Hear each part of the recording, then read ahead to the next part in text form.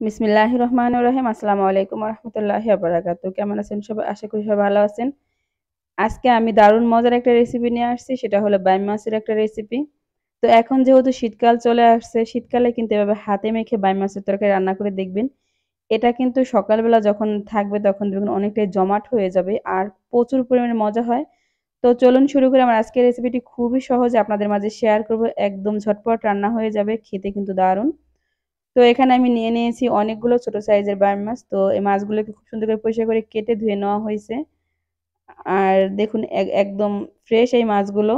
তো এখন এই মাছগুলো আমি রান্না করব। আমি এই মাছগুলো রান্না করব আলু দিয়ে। আপনারা চাইলে এখানে বেগুন বা গাজর অন্যান্য সবজি নিতে পারেন। তবে আমি আর কোনো সবজি আজকে দিব না, শুধু আলু দিয়ে রান্না করব। আলুগুলোকে আমি একদম ভাজি যেভাবে কাটে দেখুন ঠিক এভাবে কেটে নিয়েছি। আপনারা যদি এত চিকন পছন্দ না করেন তাহলে আর একটু মোটা করে রান্না করতে পারেন। বাইম মাছের চচ্চড়ি কিন্তু দারুণ হয়। আপনারা যারা খেয়েছেন তারা কিন্তু জানেন যে কত পরিমাণে মজা হয় এটা। আর যারা খান নাই তারা একবার হলেও ট্রাই করে দেখবেন। তারপরে এখানে আমি দিয়ে দিলাম বেশি পরিমাণে একটু পেঁয়াজ কুচি। চচ্চড়িতে কিন্তু পেঁয়াজটা একটু বেশি পরিমাণ দিবেন মাছের চচ্চড়িতে, তাহলে কিন্তু এটা খেতে ভালো অনেক মজা হয়।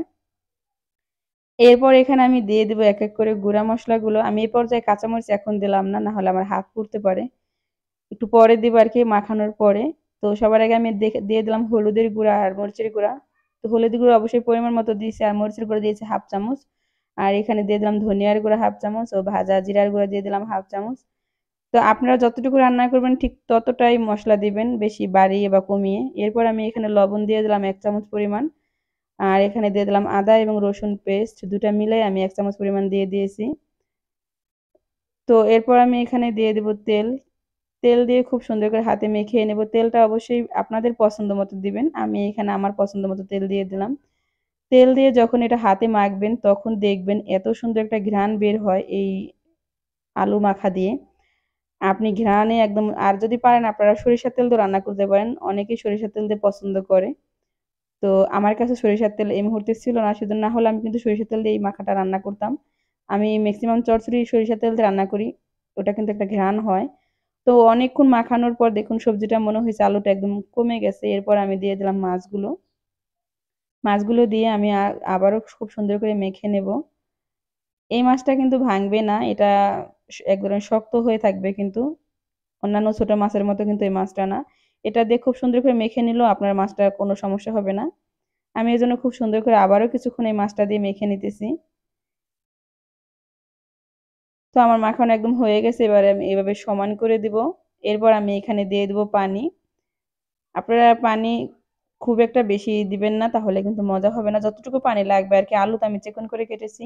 আর মাছের ভিতরে আমি হাতটা দিয়ে খুব পানি দিয়ে দিব।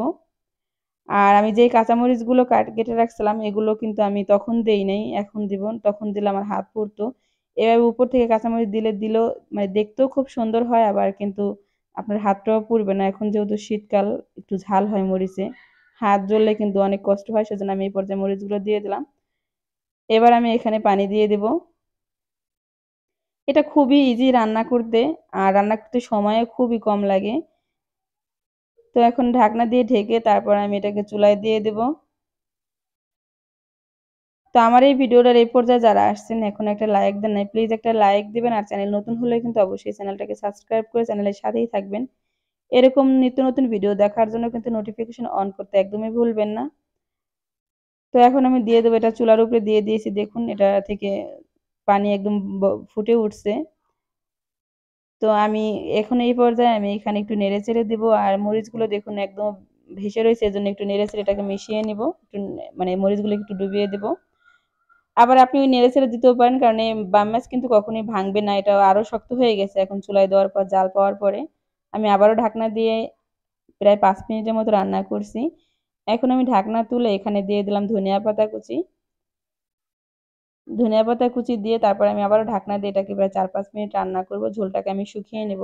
আবার অনেকেই কিন্তু একটু মাখা মাখা নিচে ঝোল রাখতে পছন্দ করে চচ্চড়িতে। তবে আমার কাছে চচ্চড়িতে ঝোল রাখলে কিন্তু মজা লাগে না। আমি একদম শুকিয়েই ফেলবো। আবারও ঢাকনা দিয়ে আমি এটা রেখে দেবো প্রায় 5 মিনিটের জন্য। তো দেখুন প্রায় আমার পানিটা শুকিয়েই গেছে প্রায়। এই পর্যায়ে আছে অনেকেই রেখে দেয়, কিন্তু আমি আর একটু শুকাবো। আমি একদম মানে পোড়া পোড়া করে ফেলবো। এই যে একটু একটু পানি আছে এটাও আমি শুকিয়ে নেব। তো ফিরে আসছি একদম রান্নাটা হওয়ার পর। দেখুন ফাইনালি আমার রান্নাটা একদম রেডি হয়ে গেছে।